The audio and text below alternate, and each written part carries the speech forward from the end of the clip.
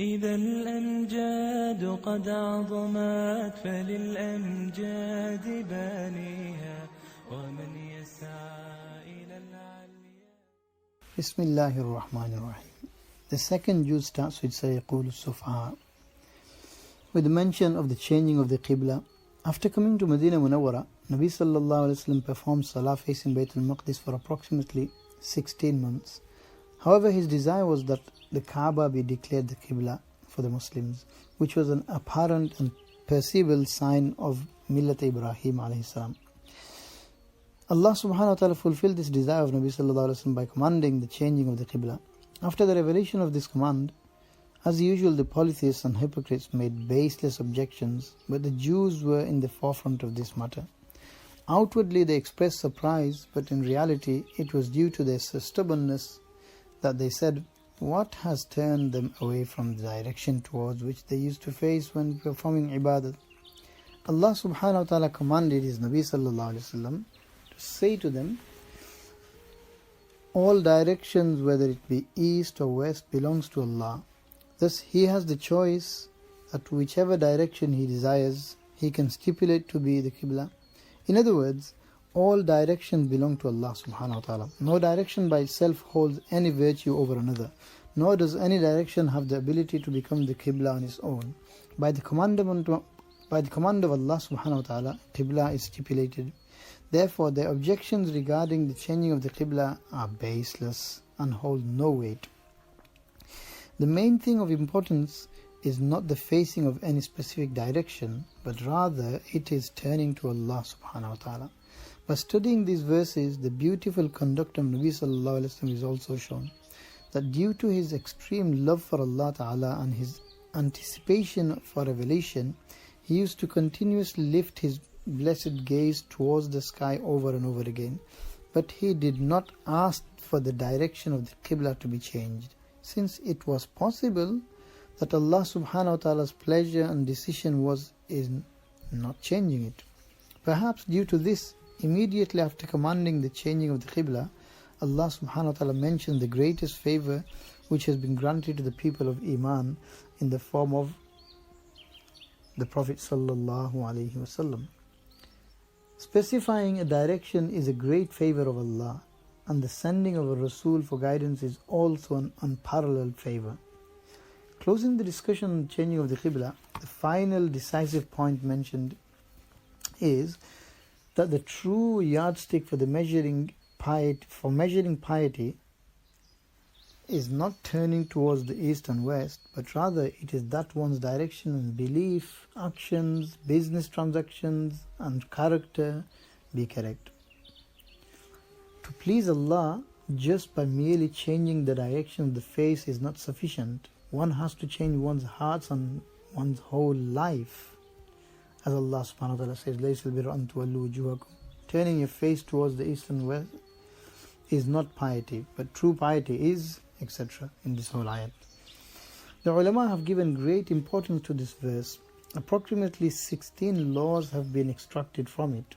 This verse also shows that Islam is not just the fulfillment of a few religious practices which are done in the places of worship and in the khanqahs of spiritual retreats, but Deen and religion is related to every area of our lives. It remains with the person at all places, in the home, marketplace, masjid, madrasa, in politics, government and business and social dealing. Islam keeps an eye on every Muslim at every place. It is necessary for Muslims at every step to look to the Sharia and act according to the Sharia. This verse is called Ayatul Bir, the verse of piety. All the laws and masail mentioned thereafter are called Abwabul Bir, meaning the chapters of piety. First, the principles of good acts are mentioned briefly, and thereafter the finer details and laws have been mentioned. These laws pertain to a Muslim's commercial, social, economical, and material, marital life, as well as the matters relating to jihad. Briefly, we will mention these laws. Number 1. During the days of ignorance, 2 idols were placed on Safa and Marwa. which the idol worshippers used to worship. Due to this, the Sahaba radiallahu ta'ala, after accepting Islam, used to abstain from making tawaf of Safa and Marwa. So Allah subhanahu wa ta'ala informed them that there was no harm in making tawaf of them. Point number 2. The mushrikeen used to, of their own accord, brand certain things as halal and haram. In refutation of this, Allah subhanahu wa ta'ala revealed, haram is not that which you people regard as haram, but Allah subhanahu wa ta'ala has only made haram upon you carrion, dead animal, flowing blood, the meat of swine, and those animals upon which the name of any other deity besides Allah is mentioned. However, this is obviously at the time of slaughter. However, that person who is forced to do so due to extreme circumstances like severe hunger, there is no sin on him, meaning if this person eats a portion of this haram, on condition that his intention is not to abstain enjoyment and he does not consume more than what is necessary. Verily Allah subhanahu wa ta'ala is most forgiving, most merciful. This is in ayat 173. Number 3. Point number 3. The basis of Islam is justice.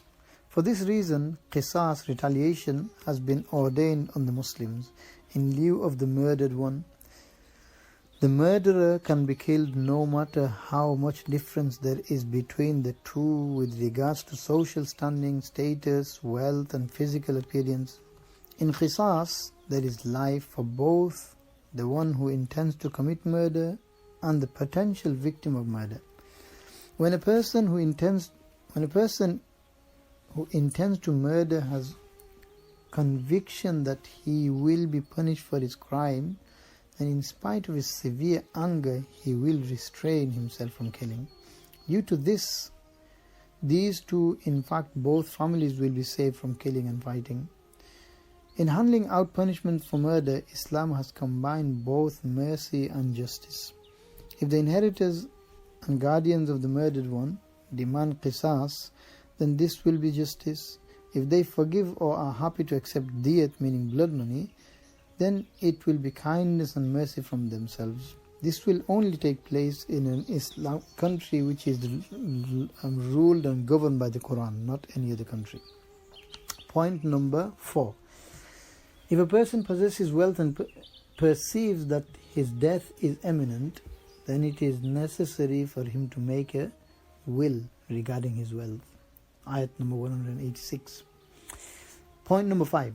Fasting is compulsory on every sane and mature Muslim. If a person fasts, keeping in mind all its etiquettes, then together with developing taqwa, it also stirs up feelings for humanity. The month in which fasting has been declared compulsory, i.e. meaning Ramadan, also holds a speciality and virtue that such a great and honorable book like the Quran has also been revealed in it. Point number 6. During the nights of Ramadan, it is permissible to engage in relationship with one's spouse, but this is not permissible while in i'tikaf. Ayat 186 and 87. Point number 7. Earning wealth in any impermissible and wrongful manner is not allowed, whether it be by means of gambling, stealing, and stealing the wealth and property of others, bribery, or buying and selling through impermissible means. Ayat 188. Point number 8. The lunar calendar is of the shi'ar, meaning distinguished factor of Islam, and its usage is fardh kifaya, meaning if some use it, the responsibility will fall off the rest. If completely left out, then all the Muslims will be sinful. Many forms of worship are based on having knowledge about this. Point number 9. Jihad and fighting in the path of Allah are compulsory upon Muslims. The purpose of jihad is i'la kalimatullah, meaning raising the names of Allah Ta'ala.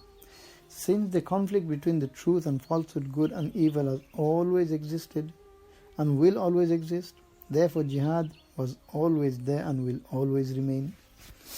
Point number 10. From amongst the fundamentals of Islam, one important fundamental is that of Hajj. Allah Ta'ala desires that the Muslims from all over the world should gather together in the blessed land once a year to practically demonstrate the concept of equality. Here, they should carry out the acts of Hajj according to the method which Allah Ta'ala has shown. The ihram of Hajj can be tied only during the specific months of Hajj. However, Umrah can be performed at any time during the year. During the period of Hajj, business and trade is permissible. During the era of ignorance, the Mushrikeen had added many customs and innovations. One of them was that the Quraysh would stay in Muzdalifah and would regard going to Arafat as below their dignity. They were commanded that, like other people, they should also go to Arafat and return and should not have a separate identity. Also, the Mushrikeen would gather at Mina and speak of the achievements of their forefathers. Here, Allah's command is given that instead of one's forefathers, the remembrance of Allah Ta'ala should take place. Point number 11. Under the topic of spending in the path of Allah, we are shown that what is spent is not important. Rather, the important thing is where it is spent and with which intention it is spent. Therefore, it is imperative that we spend the life and wealth given to us by Allah subhanahu wa ta'ala in correct avenues. This is in ayat 215. Point number 12. The actions of that person who becomes a murtad, meaning turns apostate from Islam, becomes null and void. He is worthy of Jahannam. Point number 13. Even though there are outward and material benefits in consuming alcohol and gambling, but the physical, intellectual, monetary, moral and social harms far outweigh the benefits. Nabi sallallahu alayhi wa sallam has proclaimed alcohol as Ummul Khaba'ith, meaning the mother and root of all evil and sin. Point number 14. After mentioning some social sickness, certain family problems have been mentioned. Since the family structure is the foundation of a good society, this starts with the relationship of marriage. In this regard, the first command given is that marriage to mushrik males and females is no way permissible. This is in ayat 221. However, a Muslim male's marriage to a woman from the people of the book, meaning Jews and Christians, will be valid, but instead of this, it is far better to get married to a Muslim woman. From this Quranic injunction, we understand this point, that the basis of marriage should be character and religion, and not lineage, wealth, and beauty, since all these things are temporary. These will not guarantee true peace and tranquility, nor will they be a means of happiness. During the journey of marriage, a pious and God-fearing partner will facilitate an easy journey through the many stages of one's journey towards the hereafter. For this reason, Nabi sallallahu alayhi wa sallam has likened a pious wife to a valuable asset and treasure, as mentioned in Tirmidhi. Point number 15. Sexual intercourse with one's wife during menses is not permissible, since many impurities and germs are found in menstrual blood, which can cause harm to the health of both the husband and wife. However, touching, kissing, eating and drinking with each other is obviously permissible. On the contrary, the Jews do not give permission for this, and the Christians do not even regard intercourse in this condition as reprehensible. As in many other matters, Islam has also, in this matter, taken the path of moderation instead of exceeding the limits of being too lax. Point number 16. If a person takes an oath that he will not have relationship with his wife for 4 months or more, then as soon as 4 months pass, a divorce will automatically take place. However, if he revokes it before this period, then the marriage will remain intact, but he will still have to give kafara, meaning expiation and recompense for breaking his oath.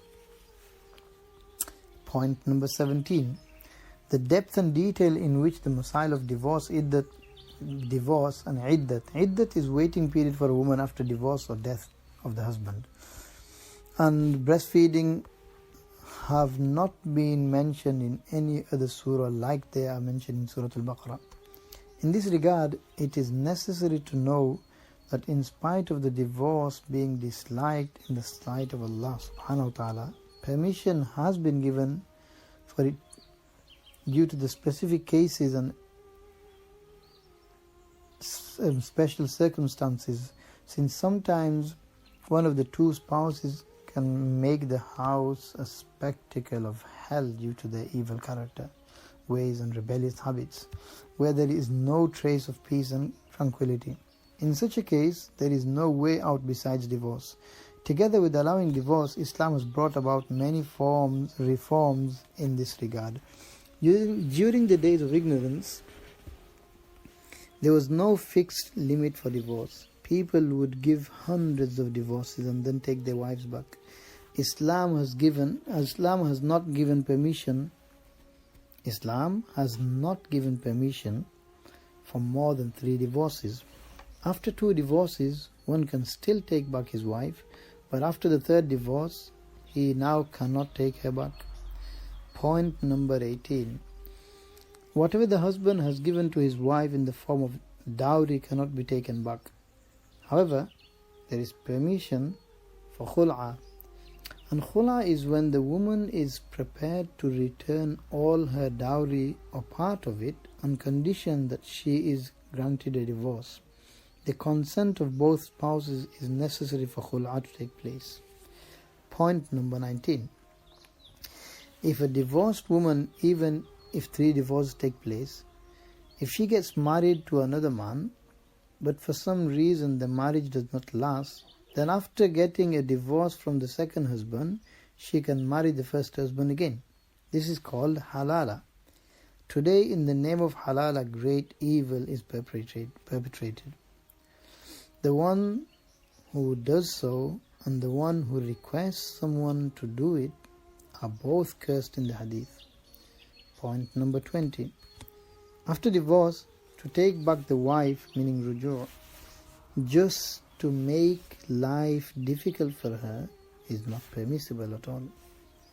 Point number 21. Islam is a religion of justice and kindness. It does not allow one to oppress another, whether it be a child or an elderly person, man or a woman. Therefore, it has also mentioned the rights of a suckling child. Today there is such a fuss in the whole world that there is no substitute for breast milk. But Islam commanded mothers to breastfeed their children at that time when the whole world was drowning in ignorance, and no one knew the benefit of the mother's milk. Assuming that there is separation between husband and wife, then too the mother has the first right to bring up and breastfeed the child. It is not permissible to inflict the punishment of divorce and separation on this innocent child. Point number 22. If divorce occurs or one's husband passes away, then in both these circumstances, the woman has to sit in iddat, meaning confinement. The iddat of divorce is the passing of 3 haid menstrual periods, whereas the iddat for the death of one's husband is 4 months and 10 days. Point number 23. To take a promise of marriage from that woman who is in iddat is prohibited. However, there is permissibility to entertain the idea in the heart and to make some gestures by means of signs, etc. Point number 24. The reformation of one's family and society at large holds great importance. For this, the preservation of truth and the upholders of truth are also necessary. The purpose of jihad is for the preservation of the truth. Therefore, the Quran Kareem has laid a lot of emphasis on jihad and has severely reprimanded those people who flee from jihad due to fear of death. In several places, the narrations of the past nations have been mentioned regarding this. Here at the end of the second juz, Two such incidents have been mentioned. The first incident is of those people who, due to fear of death, left their homes after the outbreak of a plague. However, their fleeing could not save them from death. From this incident, we learn that no planning can save a person from taqdeer. The second incident is of the Bani Israel and Hazrat Talut alayhi salam, under whose leadership a small army defeated an army many times larger. This incident was such that only a few special people of Bani Israel knew about it. The general masses were unaware of it. The blessed tongue of Nabi sallallahu alaihi wasallam mentioned this forgotten piece of history is a proof that his connection with such a being whose gaze was not unaware of any link of history, and that he was definitely a true messenger of Allah. Therefore, at the end of this incident, Allah subhanahu wa ta'ala states, "These are the signs of Allah which we recite to you, completely correct, and verily you are from amongst the messengers." This ends Juz 2.